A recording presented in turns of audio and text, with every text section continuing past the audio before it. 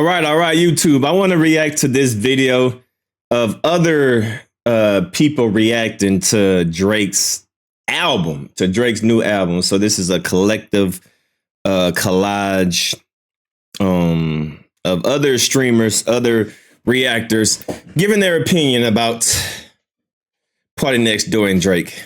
Let's see what they got to say.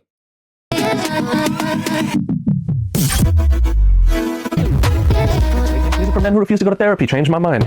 I did listen to the album all the way through, for the record. I drove 501 yards away from the school. Okay, I'm gonna be serious. All right, so I think I drove 500 away from the school. I got that one. I got it. That there's a correlation all the way through. Music for men who refuse to go to therapy, changed my mind. I did listen to the album all the way through, for the record. I drove 501 yards away from the school. Okay, I'm gonna be serious. All right, so I think that there's a correlation here, because when I liked rap Drake the most, I was not only a single man, but I was an unhappy man. There's a correlation in there. Those of us who feel let down by Drake the most have a reason. We knew Drake at a different time. Yes, everybody talks about Take Care Drake, and if you grew up with him at that period, you're like, wow, that's a different person.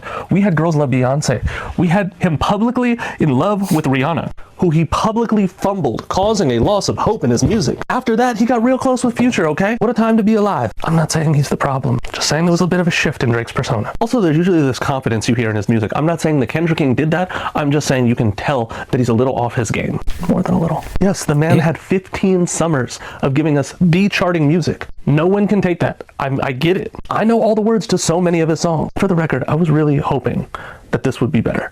I wasn't rooting against him, maybe a little bit. With that being said, I still was hopeful that this was going to be a great project and body of music. Now you're just some Canadian guy, man. We did the second half of the beat for Spider-Man, Superman, and included the real her. That was cool. That was my favorite part of the album. I'm sorry, but That's a pretty good breakdown right there.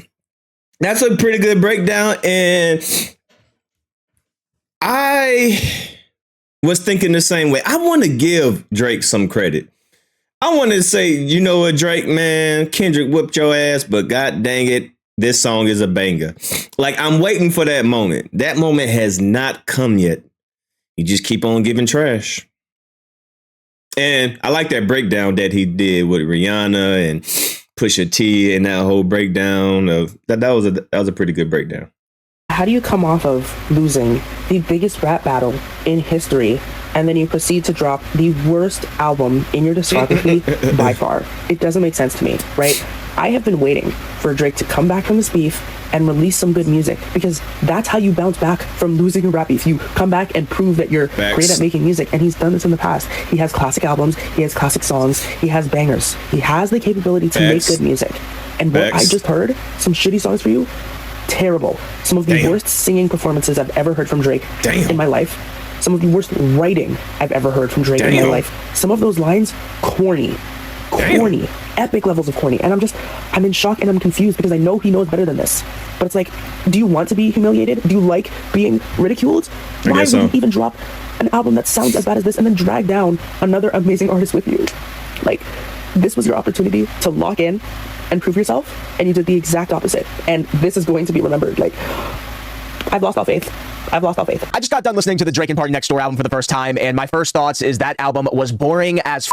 I did not have very high expectations going into this thing. In fact, I find it kind of confusing that the first thing Drake does musically post-beef is make a collab album with Partynextdoor. Because Partynextdoor is not 21 Savage. He is not Future. Quite honestly, he is one of the most uninteresting, popular, modern R&B artists of his... Nah, I wouldn't take that. I actually like Partynextdoor. I mean, I don't like him like that. Like, the songs that I've heard is cool. I've never listened to his album, but the songs that I heard, you know, I like him. You know, he ain't trash. But I feel like Partynextdoor should have made that album by himself, though. Era. And the songs they made together in the past really weren't that great to begin with. I don't even know where to start. Nah, I ain't gonna say that. See, I ain't gonna be a complete hater. Drake and Partynextdoor made some good songs together. Like I said, I'm not a Drake hater. I just think he's weird and lame as hell.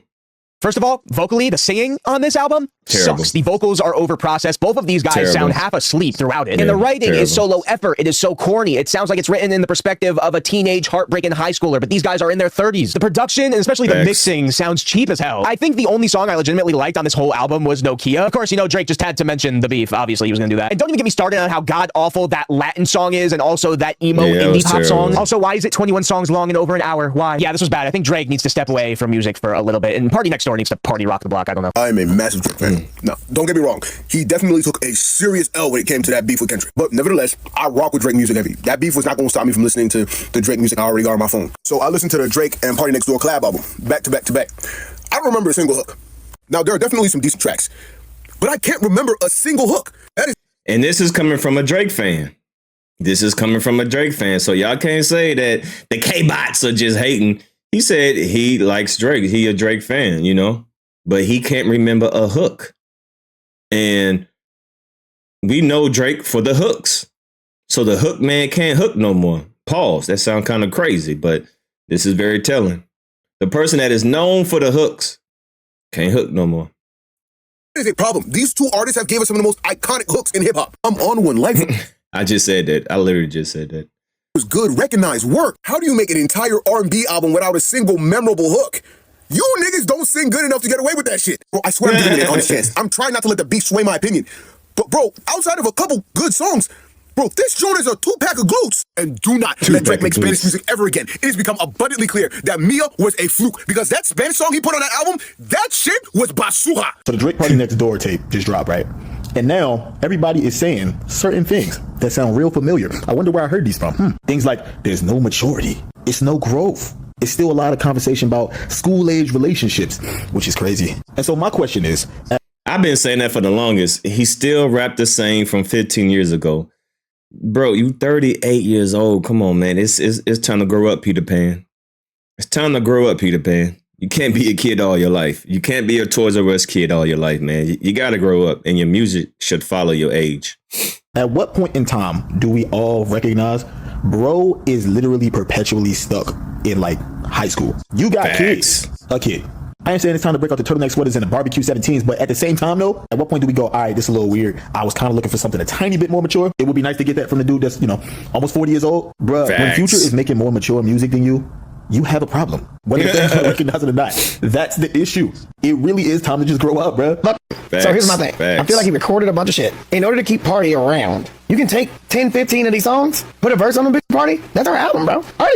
The songs are already recorded. The songs are already recorded. These are all the songs that didn't make my previous albums. Go for it, bro. Put verses on these songs. Yeah, there's 5 to 7 solo Drake songs that didn't make other albums. It's not saying that they're bad. I'm not saying that they're bad.